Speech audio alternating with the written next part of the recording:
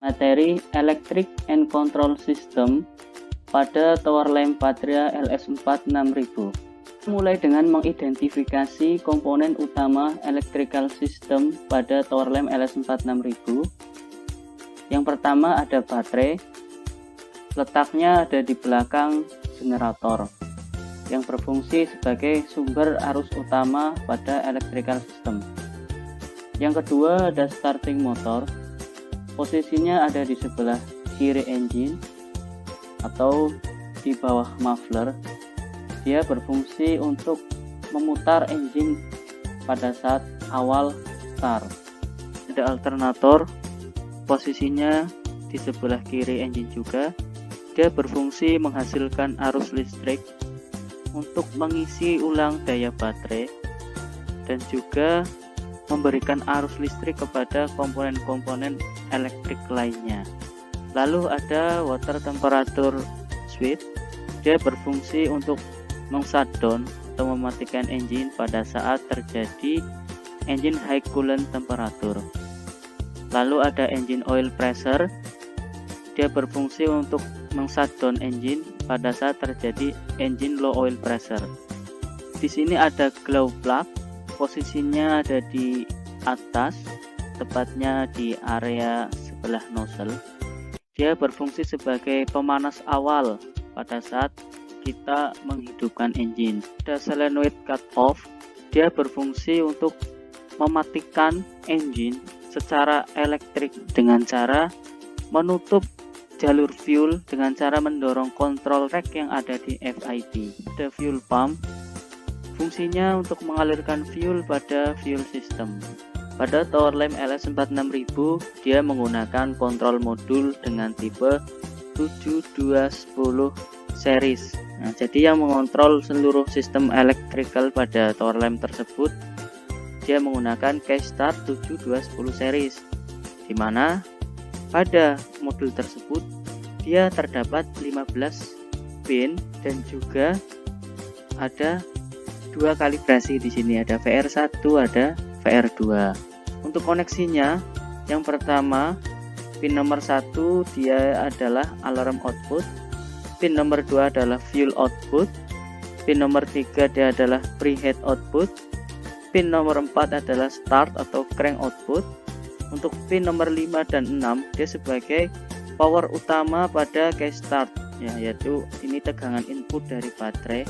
Yang nomor 5 dia positif dan nomor 6 negatif. Yang nomor 7 ada plan file, nomor 8 adalah oil pressure fault input, nomor 9 adalah engine temperature, 10 chart file, nomor 11 speed calibration output, 12 juga sama.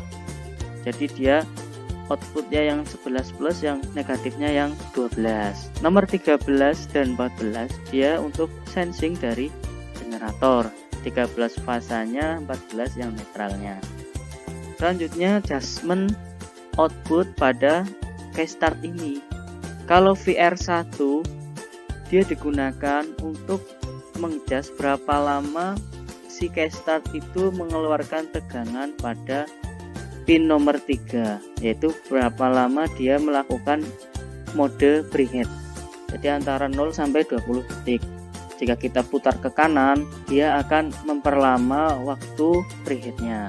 Untuk VR2 dia digunakan untuk fault override. Ketika kita on kan Keystart itu berapa lama dia pada mode on. Artinya ketika dia pada mode on berarti dia mengaktifkan preheat, lalu diikuti mengaktifkan run relay. Jika dia terlalu lama nanti ada potensi baterai drop. Nah, di sini fungsi VR2 untuk menonaktifkan kembali si Keystart ini. Lalu di sini ada VR3 yaitu untuk mengecas presentasi overspeednya. Ini sebenarnya opsional, yang VR3, VR4 dan VR5. Lalu di sini ada LED indikator pada bagian depan Keystart 7210 series. Yang pertama, LED indikator berwarna kuning ketika sedang dalam posisi preheat dan berubah menjadi hijau ketika dia dalam keadaan fuel on. Selanjutnya di sini ada indikator untuk engine low pressure, dia akan menyala ketika engine low oil pressure. Di bawahnya ada indikator water temperature. Jadi dia akan menyala ketika engine terjadi high coolant temperature. Lalu ada simbol overspeed. Dia akan menyala ketika terjadi engine overspeed. Lalu di sini ada chart file warning. Dia juga akan menyala ketika alternator tidak ngecas. Yang terakhir ada plan file shutdown. Ini untuk opsional, jika terjadi fault dia juga akan menyala. Selanjutnya ada 3 posisi pada Keystart 7210. Yang pertama ada posisi off atau reset. Tepatnya dia sejajar dengan tanda bulat ini. Jadi ketika telah terjadi fault di sini atau terjadi kerusakan pada sebuah sistem, cukup meresetnya dengan mengembalikan ke posisi off, lalu dia bisa digunakan normal kembali. Yang kedua yaitu posisi run. Pada saat kita putar dia ke posisi run, tepatnya di garis 1 ini, dia akan mengaktifkan preheat jika digunakan, lalu diikuti dengan mengaktifkan fuel relay. Selanjutnya pada posisi 3 yaitu posisi crank. Tepatnya jika starting switch sejajar dengan tanda 2 garis ini, dia akan mengeluarkan output tegangan dari pin nomor 4, yaitu tegangan DC yang akan menuju ke starting motor. Selanjutnya dia akan memutar starting motor. Selanjutnya cara kerja Keystart 7210, seperti apa dia berkomunikasi dengan komponen-komponen elektrik pada tower lamp LS46000, sehingga dia bisa mengatur semua kinerja electrical system pada tower lamp LS46000. Pertama, identifikasi komponen-komponen dan kode pada kabel output Keystart di wiring diagramnya. Untuk komponennya, yang pertama ada baterai 12 volt 70 Ah, ada fuse 30 ampere, lalu emergency stop, lalu Keystart itu sendiri. Selanjutnya di sini ada engine oil pressure switch, di mana dia keadaannya normally close dengan ground. Artinya dalam keadaan normal ketika engine belum running dia terhubung dengan ground. Lalu ada run relay, ini untuk 8685 nya, dan yang di bawah ini untuk kontaktornya. Selanjutnya ada hours meter, lalu glow plug relay, ini ada alternator, ini untuk starting motor, ini fuel cut off solenoid, ini glow plug. Selanjutnya ada relay water temperature sensor, di mana dia 30, dia dihubungkan dengan 87A. Jadi ketika si relay ini belum mendapat arus di terminal 30, dia selalu terhubung dengan 87A, lalu dia terhubung dengan ground. Lalu ini ada fuel pump, ini untuk komponen-komponennya. Selanjutnya kita identifikasi kode pada kabel. Untuk kode pada kabel, di mana angka pada kabel dia menunjukkan diameter kabel, lalu huruf di sebelahnya dia menunjukkan kode warna pada kabel. Ini untuk kodenya bisa dilihat di sini. Berikutnya, identifikasi keadaan pada saat kondisi Keystart off, di mana kondisi saat Keystart off, arus listrik dia hanya akan mengalir melalui fuse menuju emergency stop. Selanjutnya, standby pada terminal 30 run relay. Dia juga akan masuk sebagai input melalui pin nomor 5 Keystart sebagai power Keystart. Lalu bagian ada yang menuju ke terminal B starting motor, dia standby di situ, dan juga ada yang menuju ke terminal B alternator dan juga terminal 30 glow plug relay, dia standby di situ juga. Selanjutnya pada keadaan ini pin nomor 8 dia akan terhubung dengan ground karena engine oil pressure switch dia kontaktornya terhubung dikarenakan terdorong oleh spring yang ada di dalam engine oil pressure switch. Begitu juga dengan engine coolant temperature, pada pin nomor 9 dia masih terhubung dengan ground. Selanjutnya kita akan on-kan Keystart, maka yang terjadi arus dari pin nomor 3 dia akan menuju ke glow plug relay sehingga mengaktifkan kontaktor. Nah, sehingga ada arus listrik yang mengalir menuju ke glow plug.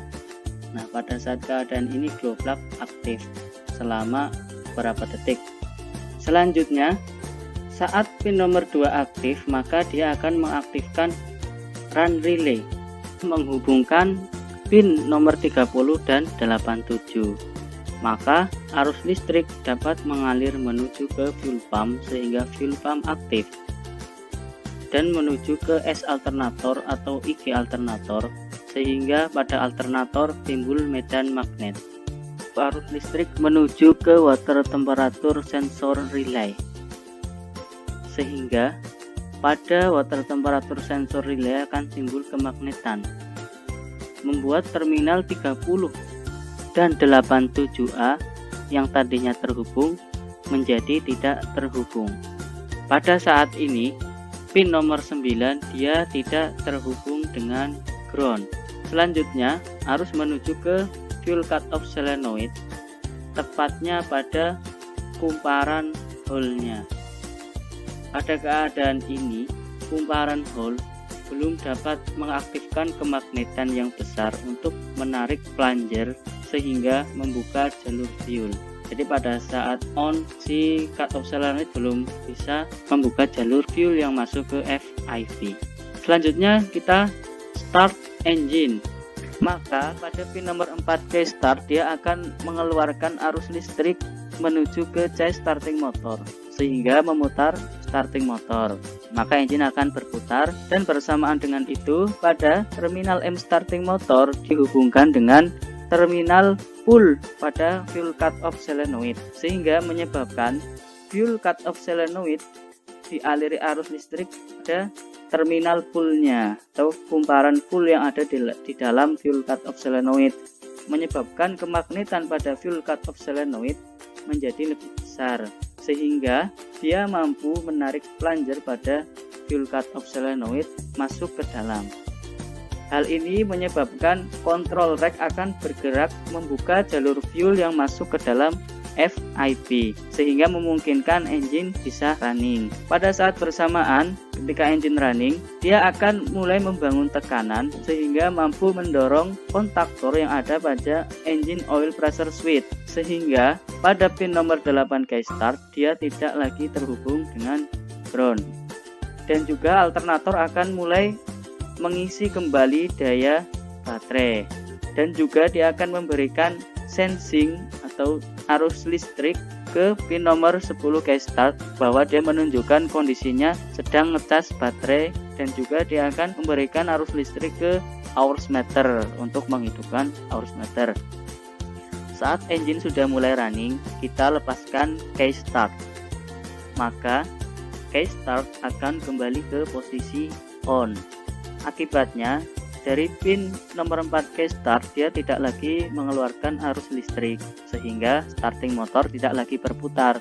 Selanjutnya arus yang menuju ke M starting motor juga akan hilang. Hal tersebut menyebabkan arus yang menuju ke fuel cut off solenoid pada kumparan pullnya dia juga akan hilang sehingga kemagnetan pada fuel cut off solenoid menjadi berkurang. Akan tetapi hal tersebut tidak menyebabkan plunger pada fuel cut off solenoid kembali ke posisi semula karena pada fuel cut off solenoid masih ada kemagnetan yang ditimbulkan oleh kumparan hold yang menahan plunger pada posisi tertahan atau masuk ke dalam sehingga engine masih dapat running normal. Pada saat engine running normal seperti ini, keadaannya pada pin nomor 8 dia harus selalu terputus dengan ground karena tekanan oli di sini menekan kontaktor pada engine oil pressure switch. Selanjutnya, pada pin nomor 2 ke start dia akan selalu mengeluarkan arus listrik yang menuju ke run relay sehingga pada saat posisi running run relay aktualnya dia harus selalu aktif. Lalu pada pin nomor 10 ada arus masuk dari L alternator yang menandakan alternator sedang mengisi kembali daya baterai dan sedang mengeluarkan arus untuk komponen-komponen elektrik lainnya. Pin nomor 9 dia harus selalu terputus dengan ground. Kemudian saat terjadi fault engine low oil pressure, hal tersebut menandakan tekanan oli pada engine telah berkurang, yang mana hal tersebut terjadi karena beberapa faktor, di antaranya oli engine benar-benar kurang, oil filter buntu, keausan pada engine sudah tinggi, dan lain sebagainya. Maka hal tersebut bisa menyebabkan kerusakan yang lebih parah pada engine. Untuk mencegah hal tersebut terjadi, pada tower lamp LS46000 dia diberi safety device. Artinya ketika hal tersebut terjadi, engine harus shutdown. Bagaimana cara kerjanya? Yaitu pada saat terjadi engine low oil pressure, maka spring pada engine oil pressure switch dia akan mampu mendorong kontaktor sehingga menghubungkan pin nomor 8 dengan ground seperti ini ya. Jadi pin nomor 8 dengan ground dia akan terhubung. Akibatnya dia akan membaca adanya fault sehingga modul K-Start akan menghentikan arus yang mengalir dari pin nomor 2 yang menuju ke run relay, sehingga run relay memutuskan hubungan antara terminal 30 dan 87 pada run relay, sehingga arus listrik yang mengalir ke fuel pump menjadi hilang. Akibatnya fuel pump akan mati.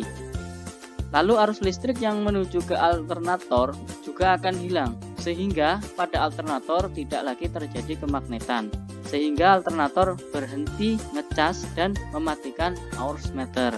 Lalu arus listrik yang menuju ke fuel cut-off solenoid juga akan hilang, sehingga kumparan Hall akan kehilangan arus listrik.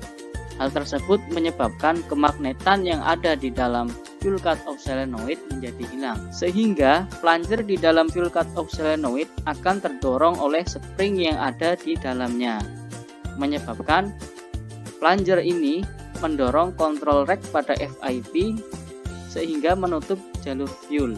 Lalu FIP akan menghentikan injeksi sehingga engine menjadi shutdown, dan arus listrik yang mengalir ke water temperature sensor relay juga akan hilang, sehingga relay akan menjadi tidak aktif, sehingga terminal 30 dan 87A menjadi terhubung.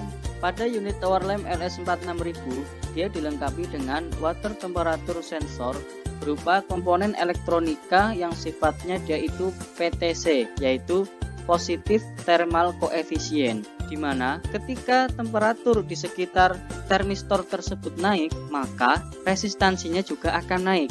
Sehingga ketika high coolant temperatur terjadi pada engine, maka pada termistor tersebut resistansinya akan terus naik seolah-olah dia akan putus. Seperti ini ya. Akibatnya terminal 85 pada water temperature sensor relay dia tidak lagi terhubung dengan ground, sehingga kemagnetan pada relay water temperature sensor akan hilang, menyebabkan kontaktor pada water temperature sensor relay akan kembali ke posisi semula sehingga menghubungkan terminal 30 dan 87A. Akibatnya pin nomor 9 pada modul K-Start dia akan terhubung dengan ground, sehingga pada modul dia membaca adanya fault. Lalu dia akan menghentikan arus dari pin nomor 2 yang menuju ke run relay, sehingga run relay akan memutus hubungan antara terminal 30 dengan 87. Akibatnya fuel pump akan mati dan S alternator juga akan kehilangan arus listrik. Alternator juga tidak lagi ngecas. HM juga akan mati. Lalu arus yang menuju ke fuel cut-off solenoid pada kumparan hole-nya juga akan hilang. Selanjutnya, pada fuel cut-off solenoid dia akan kehilangan kemagnetan. Hal ini menyebabkan spring di dalam fuel cut-off solenoid mendorong plunger keluar, yang selanjutnya dia akan mendorong control rack untuk menutup jalur fuel pada FIP. Hal tersebut menyebabkan FIP tidak lagi menginjeksikan fuel, sehingga engine shutdown. Begitu juga ketika engine shutdown, maka tekanan oli pada engine akan hilang, sehingga spring pada engine oil pressure switch akan mendorong kontaktor, lalu menghubungkan pin nomor 8 modul K-Start dengan ground.